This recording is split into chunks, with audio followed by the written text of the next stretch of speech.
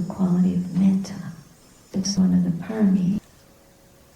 Metta means goodwill, but it's often referred to as loving kindness.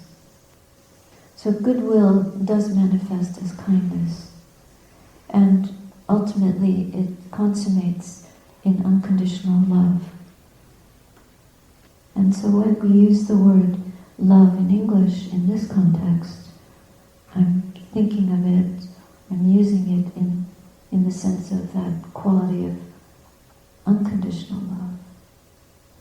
It's not specific to one person or to people we like or approve of, but it's for all beings, whatever and wherever they are.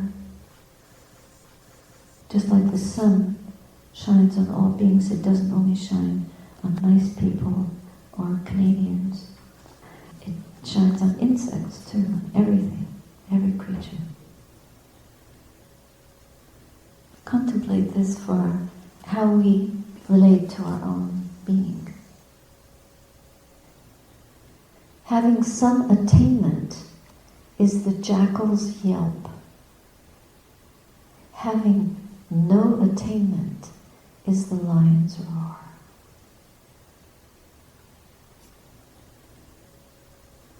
And this is by Viktor Frankl. Forces beyond your control can take away everything you possess, except one thing: the freedom to choose how we respond to the situation. This is by Ajahn Jayasaro. There is an energy that unchanneled flows into ill will and finding fault. Deal with it wisely, and you may pour that molten flow into a Buddha within your own heart. So now I'd like to read to you from a very beautiful sutta, and it's about the topic of metta, goodwill, loving kindness. And it speaks to this using wisdom, an enlightened wisdom, an awakened wisdom, to keep molding and channeling that energy that can turn to harmful use of our strength, our speech, our mental or physical acts. So the qualities of metta, which we can develop and practice, can lead to the liberation of mind. There are several suttas in the Pali Canon which speak to this directly and which mention the channeling or the developing of an expansive quality of loving kindness that goes out towards all beings without choosing, choicelessly, boundlessly, that can be the basis from which we can realize liberation of the heart. This is taken from the Numerical Discourses, the Anguttara Nikaya, number 11, 16. And it's called the Blessings of Metta.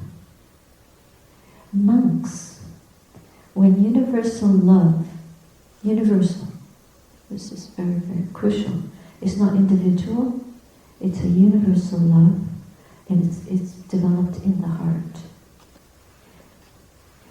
Monks, when universal love leading to liberation of mind is ardently practiced, developed, unrelentingly resorted to, used as one's vehicle, made the foundation of one's life, fully established, well consolidated, and perfected,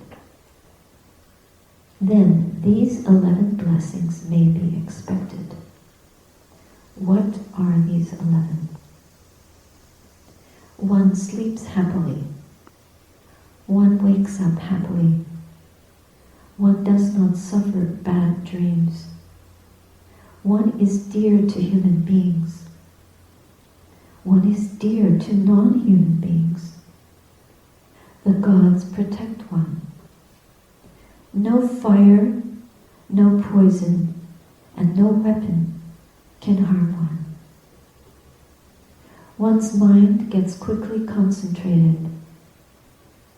The expression of one's face is serene. One dies unperturbed. And even if one fails to attain higher states, one will at least reach the state of the Brahma world, which is a rebirth of distinction. Monks, when universal love leading to liberation of mind is ardently practiced, developed, unrelentingly resorted to, used as one's vehicle, made the foundation of one's life, fully established, well consolidated and perfected, then these 11 blessings may be expected. And what he's referring to here is metta citta vimutti, which is universal love leading to liberation of mind. And it's based on a deepening of samadhi, the mental cultivation, absorption based on the meditation on metta. And so metta, as a meditation, frees the mind from hatred, purifies the mind from selfishness, from greed, and from delusion. And every time we practice metta, even for a short time, we can experience the joys of a little measure of freedom, and we can grow that. But it's only when our samadhi practice, our stilling the mind and calming the mental formations practice matures, that we can experience a level of samadhi which can then open to those insights we have been reviewing and directly lead then to liberation of mind. So I'm going to go over each of these terms that were used in describing how we develop that metta. So in the description, it says that it is practiced. What does it mean to practice metta? It means that we develop it ardently, not just through thinking. We don't think metta, but we feel it, we practice it wholeheartedly, and we make it our guiding philosophy in our life. So it's not just something we do on the cushion, but we're practicing universal kindness, like unilaterally. When we meet people, when we speak to people, when we do our work, when we go in the car, come home in the car, how we drive around, how we behave in the car on the road, how we travel. This is a kind of practice. The next one is called asevita. It's an ardent practice of metta. And developing bhavita, that's another Pali word. This is an internal practice of metta. And it's about the culture of the heart, how we develop the heart with this loving, kind quality of mind, this openness, this opening. Just as you see the way a flower opens to the sun, some flowers, like we have daylilies at the Hermitage, and in the daytime they open to the sun, and at night they close. They just close up. And actually they only bloom for one day. That's why they're called daylilies. But in this practice, the development, the bhavana, or the bhavita metta, is a culture that we cultivate. So we're always opening the heart. We're not closing it at certain times. But we're developing the power, the steadfastness to keep that type of attitude within us available, like nourishment, nourishing ourselves and others. And the result of it is we begin to feel the mind integrating. It becomes integrated in the sense of purified. Purified in a way that is natural. It's like when water comes from a spring, it has a certain taste. Very sweet taste, usually spring water. And this integration of mind leads to a springing, a wellspring. It springs forth. The metta just comes forth naturally from the native light of the heart. And that's because all the faculties, faith, wisdom, energy, the faculty of energy and mindfulness working together, the faculty of being able to focus the mind, still the mind, concentrate the mind on one object, commit to seeing through to the truth of how things are. And the wisdom faculty, these all become integrated. They work together harmoniously. So we're not fractured. Our minds become developed and unified. So the Buddha's teaching is that our whole mind grows in maturity through this kind of universal love. And I've said in a couple of the groups that metta is like the oil. You can't drive your car without having oil in your engine. You may have gas, enough gas. You have everything else, the tires are full of air, the brakes work, everything is intact, the axles, everything is balanced, but there's no oil. So that's not going to take us very far. But if we oil the engine, or the inner workings of the heart with metta, then we can go all the way, the whole path. And if you break the Eightfold Path down into its components, you'll see that every single quality is imbued, is permeated with this goodwill, with this wholesome intention, wholesome, clear state of mind, friendly state of mind, and in our action, our speech, our way of seeing and looking, our way of spending our time, everything we do with care, with a gratitude, and our effort, our ability to pay attention. If we don't do that in a friendly way, how can we possibly approach the object that we're looking at? We wouldn't be able to approach it. So to really hold an object in the heart and commit to holding it, there must be metta there. The very root of our meditation practice depends on that. And we water it, we oil it, we lubricate it. Really a wonderful thing. So developing it means we do more and more and more and more. There's never too much. We inundate. Instead of the floods of desire and ill will and opinions and thoughts and the mind wandering and being scattered and restless, we stop, we're present, we open, we oil the workings of the heart and the harmonious cooperation of all the faculties through this development of the bhavita, of metta. And then bhavavikata is again the repeated practice of metta. More and more, repeating in all our waking hours, and even when we fall asleep. Then we fall asleep with that mind that, oh, this is a time to rest the body. But the mind goes into this river, is transported into a restful state that is still embedded in and embodying somehow this quality of metta.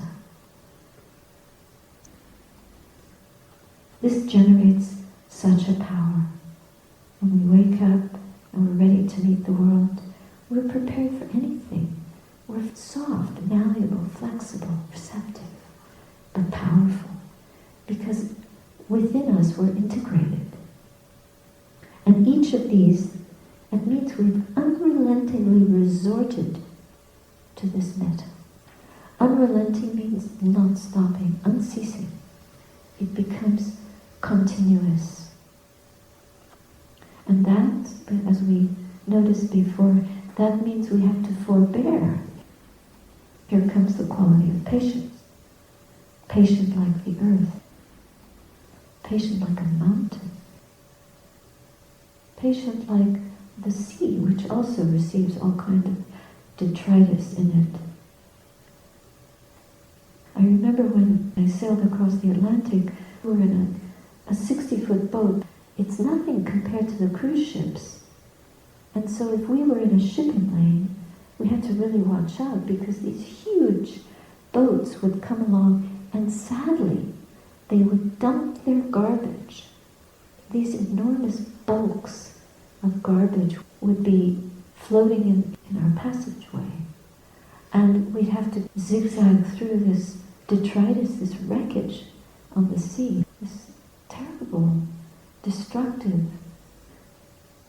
It was very disconcerting for us. And at night you couldn't even see them. Then at least the big ship has lights and you can prepare. But all the garbage they threw in the ocean, never mind the danger it put our boat in and our lives, but what it does to the creatures who end up eating this stuff and dying because there are many dangerous and undigestible plastics and other poisons going down into the sea. And the sea accepts it all. But it does have its harm. So unrelentingly, we use our 5 spiritual faculties, faith, energy, mindfulness, concentration, and wisdom, as I mentioned, and we apply them to their full potential as this metta is worked into our system. And then the 4th one is yanikata. We use metta as our vehicle. Yanikata means we're tied to it, we're yoked to it. And it's a total commitment. Like we're in this body, if we consider it a vehicle, we're totally committed to it because this is what we're riding in. We have no choice. This is the gift that we've been given. If you're in one kind of vehicle, you don't look around wishing you were in another one, because that's very debilitating to our ability to work with what we have. When we don't have gratitude, our energy becomes scattered. If we're comparing and thinking about the lack, then that creates an obstacle, a dysfunction in the mind, a disheartening. But metta is that which uplifts the heart and propels it forward. It's not a propulsion like a rocket ship. It's more just like a healthy engine that you can travel with, you can journey with. And it makes the journey more smooth, more lovely. And one can easily commit to that because one sees the power and the beauty of it. So it's a yanikata. And we know that this is a divine abiding. It's a divine vehicle. It's a sublime abiding, like we chanted this morning. And we can spread it in one direction, 1st quarter, 2nd quarter, 3rd quarter, 4th quarter, dividing the universe up into these 4 quarters, which receive our metta. One of our chants about the sublime abidings speaks exactly in that way. You just do 4 quarters. It's so simple. It is directional, but it's simplified. Just like our life and our minds, the more we simplify, the easier it is for us to go forward in the journey, because we're not trying to hold onto concepts. The Buddha was teaching beyond concepts. As from the saying of Lao Tzu, not to plunder the mystery with our concepts, but to dwell in its intrinsic emptiness. So, there's yet another quality Vatukata. Vatukata is we make metta the foundation of our life. Imagine. Yes, it becomes a shelter, but when we make it into the foundation of our life, we are really rooted in it. So if you think of yourself as a plant, what would you like to be rooted in? Is it sand? Are we rooted in sand? Actually, some plants grow better in sand. Or do we have a specific kind of fertilizer that we need to use? And what he's saying here is Vatukata. We use it as our shelter. It's our chief resort. That means that's where we spend our time. Resort is referred to here. It's not like a holiday resort where you go for holiday and you think, oh, I want to go to Hawaii and stay at some beach resort. This is a mystical resort. This is not a worldly resort. But the word resort means, where do we want to spend our time? How do we want to spend our time? How would we like to grow in this Dhamma and discipline? So we want to use metta as our chief resort. It's our protection. We want to be safe. If we want safety, we can always go to this quality of metta. And then remember, when we've done that, that we're actually in contact with and connected to, plugged into the Eightfold Noble Path, because metta is keeping us on that path. Every limb of the path is yoked to it. Intrinsically, inherently, we're related to metta. We travel in it. And there is more. Anuttita. Anuttita means we're fully established in it. No one can tear it away from us. And no one can tear us away from that. It's a loyalty. We feel loyal to our family, mom, dad, brother, sister. We feel loyal.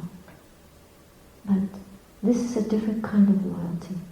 This is like going down to the very fount, maybe even lifetimes of where we've been coming from and where we want to incline our mind.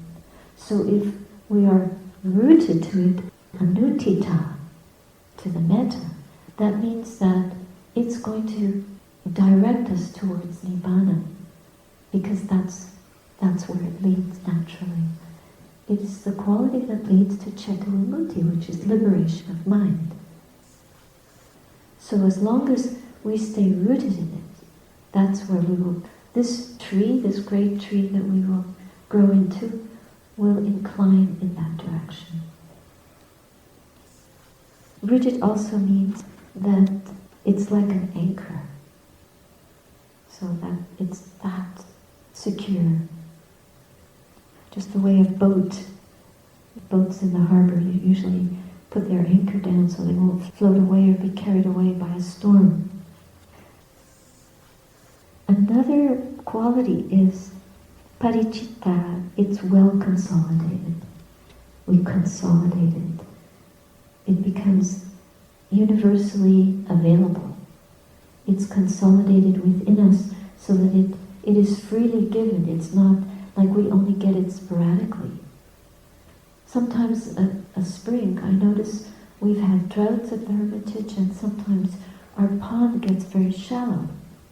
But when we're practicing this metta quality correctly, then it never dries up. It's not sporadic. It's truly always available within us. So, parichitta, we consolidate it. And we do this, and then it becomes effortless through our virtue. Through being so devoted and dedicated to following the path of virtue in daily life and in our meditation practice.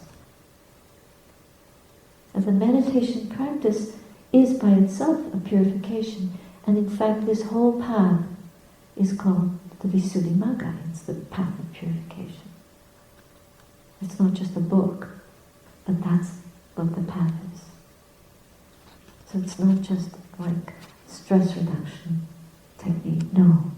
It's something much grander than that, much more universal than that. So we are on a stage that is cosmic. It has cosmic implications. It's for our own well-being, but it's also for the well-being of all beings everywhere. And then we perfected Susamarada. Susamarada means that it's completed, it's consummated through this total commitment to the metta. Perfection of metta.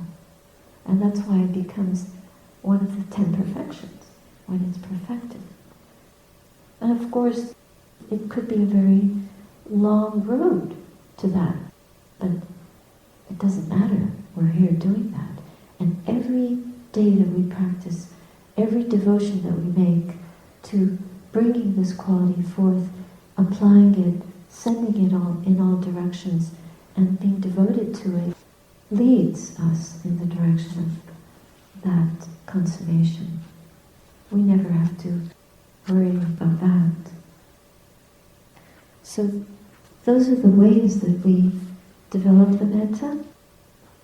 We do it ardently, unrelentingly, and we develop that measureless freedom in the heart.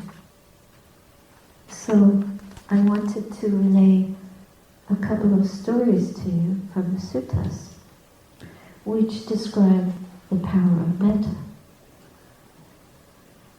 At one time the Buddha was returning from his alms round with his monks, and as they were passing by a prison, the executioner in that prison had received a bribe from one of the Buddha's enemies, his cousin Devadatta.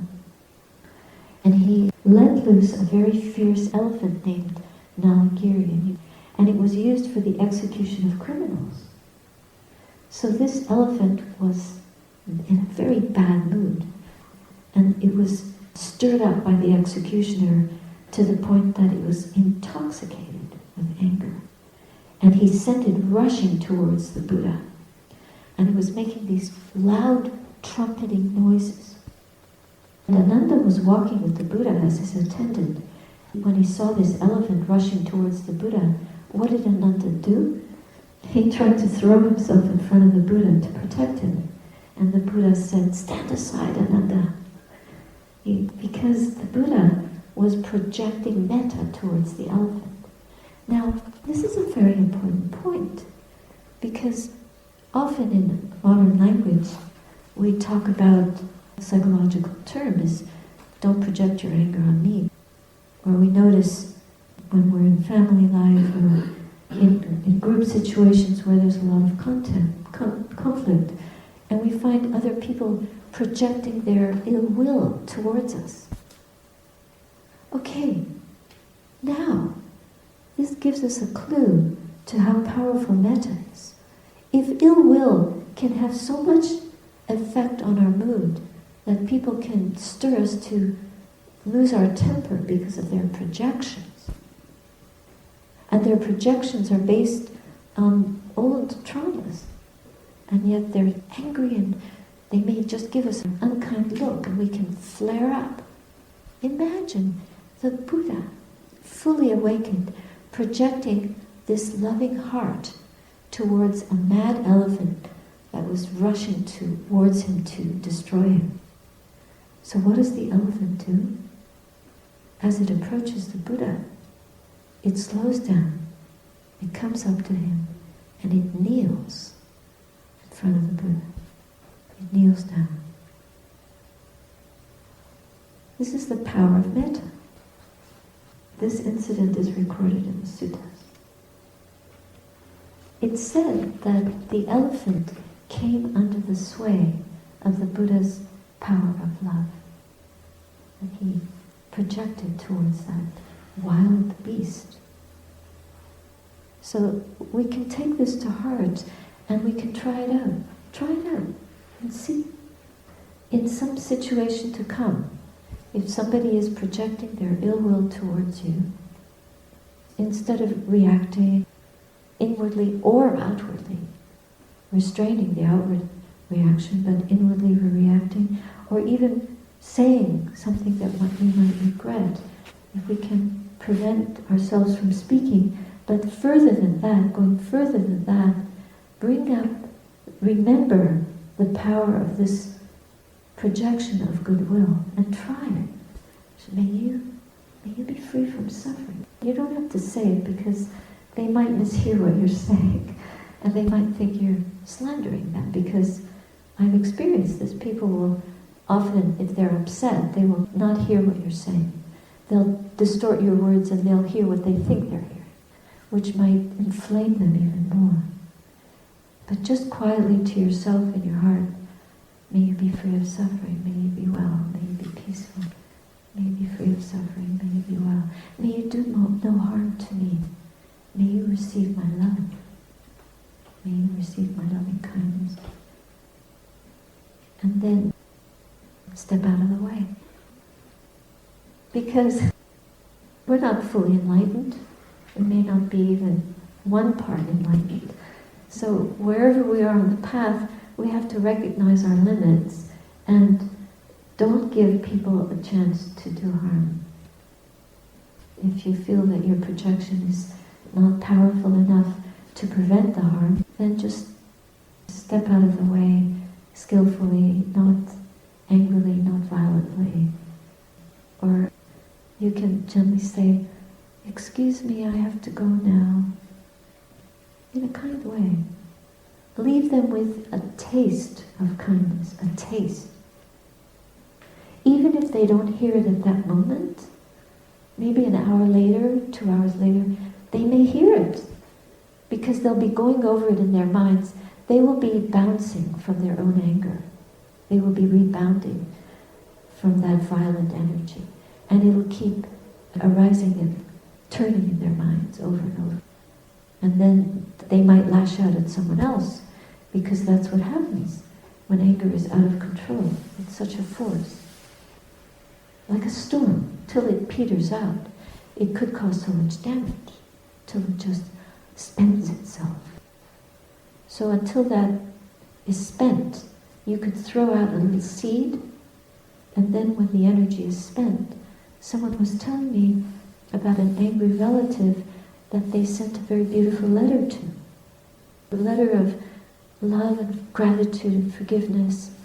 And then they felt very sad that he may not have read the letter or understood it or received it. But then when he died, and they went to see the effects that were left, and there was the letter.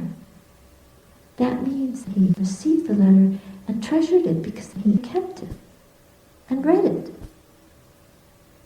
So we never know what effect our kindness can have later on.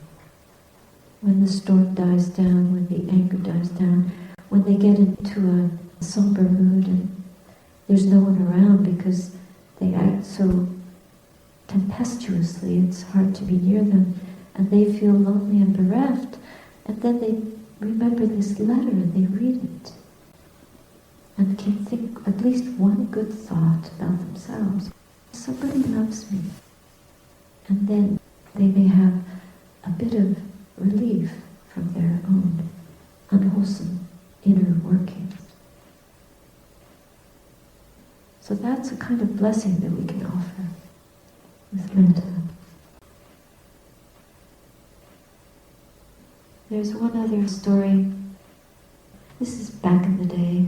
It's recorded in the scriptures in Sri Lanka, in the Visuddhimagga, about a rich man who he heard that the Buddha's teaching was very well taught. And so he went there. He became a monk and spent the rest of his life there. And when he came to the monastery, he had brought with him 1,000 coins. But as a monk, he was told that he couldn't keep that money. So he spread it throughout the monastery so that people could just share that money. And the whole yard was spread with these gold coins. And he said, "Let no one who has come to witness my ordination go away empty-handed." He had so much generosity. After spending 5 years with his teacher, he decided to go to a forest to meditate in the forest. In that forest, there were several monks living, and they had supernatural powers. So he put himself to practice, and he decided to do the metta meditation. And he thought he would develop this metta practice with all his heart, with all his might. And after a while, he thought of leaving. And then the next day, he heard this voice. It was a deva, one of the tree devas, who was weeping. He asked the deva, "Why are you crying?" And the deva said, "I'm crying because you're leaving. And because living here in this tree, we could feel your metta. And now when you leave, we will miss that. Who will care for us? Who will send metta to us?" You know, everywhere else in the forest, the devas are all fighting and the humans are all quarreling with each other. Only you are sending out these beautiful energies of loving kindness. Then the monk said, "Well, if you feel like that, I'll stay a little longer." So the monk stayed on, he stayed on. And then he was there for another 4 months. And again, the deva convinced him not to go because the deva didn't want him to stop generating this metta quality. And so he stayed on permanently, and he realized Nibbana through his metta practice. So because the deva besieged him to keep practicing the metta, he was able to realize full enlightenment. So we never know if we keep practicing in this way, if we really do it devotedly, use it as our vehicle, use it unrelentingly, resort to it unrelentingly, anchor in it, are rooted to it, are permeated by it, are devoted day and night, like a mantra. It never leaves you. Then you never know which beings will benefit and how from that quality. And then they will become your friends. They will feed you, they will support you, they will look after you, they will care for you. You will always have good people surrounding you because they feel this quality of goodness. And before you know it, it will lead you to full liberation of mind, besides the quality of universal love having been spread so far and wide from your own heart in all directions.